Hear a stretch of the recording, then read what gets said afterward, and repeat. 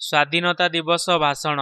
ସମ୍ମାନନୀୟ ସଭାପତି, ନମସ୍ୟ ଗୁରୁଜନ, ସମ୍ମାନନୀୟ ଅତିଥିଗଣ, ସ୍ନେହର ପ୍ରତିଯୋଗୀଗଣ ଓ ମୋର ଛୋଟ ବଡ଼ ଭାଇ ଭଉଣୀମାନେ, ଆଜିର ଏହି ପବିତ୍ର ସ୍ୱାଧୀନତା ଦିବସରେ କିଛି କହିବାର ସୁଯୋଗ ପାଇଥିବାରୁ ମୁଁ ନିଜକୁ ଧନ୍ୟ ମନେ କରୁଛି।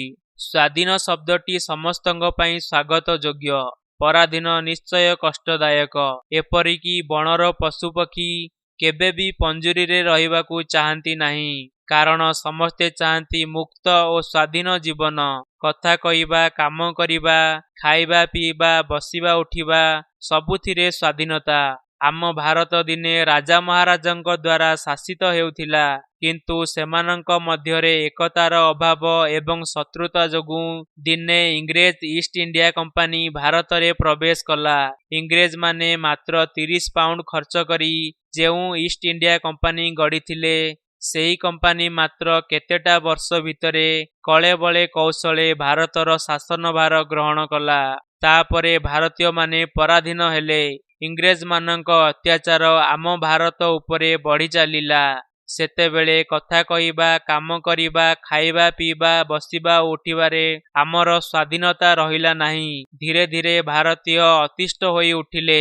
ଆରମ୍ଭ ହେଲା ଇଂରେଜ ବିରୋଧରେ ସ୍ୱର ଉତ୍ତୋଳନ ଓ ଲଢ଼େଇ। ଅନେକ ସ୍ୱାଧୀନତା ସଂଗ୍ରାମୀ ଜେଲ୍ ଗଲେ, ମାଡ଼ ଖାଇଲେ ଏବଂ ଇଂରେଜଙ୍କ ବନ୍ଧୁକ ମୁନରେ ଟଳି ପଡ଼ିଲେ। ଇଂରେଜମାନେ ଜୟୀରାଜଗୁରୁ, ରଘୁ ଦିବାକର, ଉଧମ ସିଂ, ଲକ୍ଷ୍ମଣ ନାଏକ, ଟିପୁ ସୁଲତାନ ପ୍ରଭୃତି ବୀରମାନଙ୍କୁ ଧରି ନେଇ ଫାଶୀ ଖୁଣ୍ଟରେ ଝୁଲାଇ ଦେଲେ। ଅତ୍ୟାଚାରର ଶେଷ ସୀମା ଛୁଇଁଗଲା। ବିଭିନ୍ନ କରର ବୋଝ ଭାରତୀୟମାନଙ୍କ ଉପରେ ଲଦିଦେଲେ। ଏହାକୁ ସହି ନ ପାରି ନାରୀମାନେ, ଏପରିକି ସ୍କୁଲର ଛାତ୍ରମାନେ ମଧ୍ୟ ବାନର ସେନା ସାଜିଲେ। ଓଡ଼ିଶାର ଅନେକ ବୀରପୁରୁଷ ସ୍ୱାଧୀନତା ସଂଗ୍ରାମରେ ଯୋଗଦେଲେ। 1757ର ପଲାସି ଯୁଦ୍ଧ, 1764ର ବକ୍ସାର ଯୁଦ୍ଧ ପରେ ଭାରତ ମାତା ଛିନ୍ନମସ୍ତା ହୋଇଗଲା। ଭାରତବାସୀ ଅନାଥ ଆଶ୍ରମର ଅନାଥ ଶିଶୁ ହୋଇଗଲେ। ତଥାପି ମହାଭାରତୀୟ ଜାତି ଇଂରେଜ ଶକ୍ତିର ପ୍ରଚଣ୍ଡ ମୁକାବିଲା କଲା। ସିରାଜଦୌଲାଙ୍କଠାରୁ ଆରମ୍ଭ କରି ଟିପୁ ସୁଲତାନ, ଜୟୀରାଜଗୁରୁଙ୍କ ଠାରୁ ଆରମ୍ଭ କରି ଲକ୍ଷ୍ମଣ ନାୟକଙ୍କ ପର୍ଯ୍ୟନ୍ତ ସମସ୍ତେ ମହାନ ଦେଶ ପାଇଁ ପ୍ରାଣବଳି ଦେବାକୁ ଆଗେଇ ଆସିଲେ। ସେମାନେ ଚାହିଁଥିଲେ ରକ୍ତ ବଦଳରେ ମୁକ୍ତି, ପରାଧୀନ ବଦଳରେ ସ୍ୱାଧୀନ। 1857 ମସିହାର ସିପାହୀ ବିଦ୍ରୋହରେ ଝାନ୍ସୀ ରାଣୀ ଲକ୍ଷ୍ମୀବାଈଙ୍କ ରଣହୁଙ୍କାରେ ଇଂରେଜ ସେନାପତି ଚମକି ଉଠିଲେ।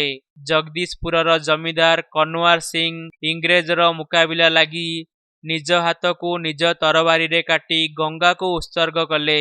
ବିବିଧ ନାରକୀୟ ଘଟଣା ପରେ ମହାତ୍ମା ଗାନ୍ଧୀ ଦକ୍ଷିଣ ଆଫ୍ରିକାରୁ ଫେରି ଆସି ଭାରତ ମାଆର ଏହି ଦୁଃଖ ପାଇଁ ଅହିଂସାର ଡାକରା ଦେଲେ। ମହାତ୍ମା ଗାନ୍ଧୀଙ୍କ ଏହି ଆହ୍ୱାନରେ ସାରା ଭାରତ ପ୍ରକମ୍ପିତ ହେଲା। ତାଙ୍କ ସ୍ଲୋଗାନ କୁଟି ଖାଅ କାଟି ପିନ୍ଧ ସାରା ଦେଶରେ ପ୍ରତିଧ୍ୱନିତ ହେଲା। ଆମ ଓଡ଼ିଶାରେ ମଧ୍ୟ ମୁକ୍ତି ସଂଗ୍ରାମର ନିଆଁ ଜଳି ଉଠିଲା। ଇଞ୍ଚୁଡ଼ିଠାରୁ ବାଣପୁର, ଇରମଠାରୁ ରଣପୁର ସବୁଠାରେ ଖେଳିଗଲା ସ୍ୱାଧୀନତାର ନିଆଁ। 1938 ମସିହାରେ ଢେଙ୍କାନାଳର ବୀର ବାଳକ ବାଜି ରାଉତଙ୍କ କଣ୍ଠରୁ ଶୁଭିଲା, ପ୍ରଜାମଣ୍ଡଳର ହୁକୁମ ନାହିଁ, ଡଙ୍ଗା ମୁଁ ଛାଡ଼ିବି ନାହିଁ। 1942 ମସିହାରେ ଗ୍ୱାଲିୟର ମଇଦାନରୁ ପ୍ରତିଧ୍ୱନିତ ହେଲା ଗାନ୍ଧିଜୀଙ୍କର ଡାକରା, ଭାରତ ଛାଡ଼ ଏବଂ କର ଅବା ମର। ଭାରତ ଛାଡ଼ ଆନ୍ଦୋଳନରେ କେତେ ଯେ ବୀର ଶହୀଦ ହେଲେ ତାର କଳ୍ପନା ନାହିଁ। ଏହି ସମୟରେ ନେତାଜୀ ସୁଭାଷ ଚନ୍ଦ୍ର ବୋଷ ଗର୍ଜି ଉଠିଲେ, ମୋତେ ରକ୍ତ ଦିଅ, ମୁଁ ତୁମକୁ ସ୍ୱାଧୀନତା ଦେବି। ବାଲ ଗଙ୍ଗାଧର ତିଲକ କହିଲେ, ସ୍ୱରାଜ ଆମର ଜନ୍ମଗତ ଅଧିକାର।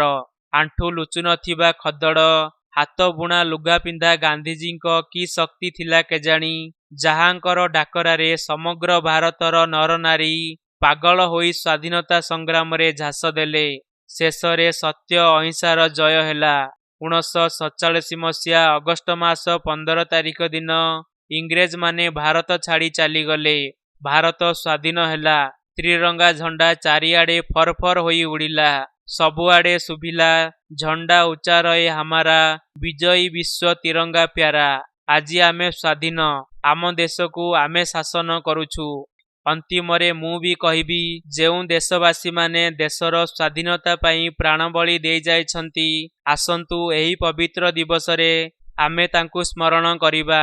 ସେମାନଙ୍କ ସାଧନା, ତ୍ୟାଗ ଓ ଆଦର୍ଶର ଅମର କାହାଣୀକୁ ହୃଦୟ ମଧ୍ୟରେ ଅଙ୍କୁରିତ କରିବା। ଜାତି, ଧର୍ମ, ବର୍ଣ୍ଣ ନିର୍ବିଶେଷରେ ଏକ ସୁଦୃଢ଼ ଭାରତ ଗଠନରେ ଅଗ୍ରସର ହେବା। ଏତିକିରେ ମୋର ବକ୍ତବ୍ୟର ପରିସମାପ୍ତି କରୁଛି। ଜୟ ହିନ୍ଦ।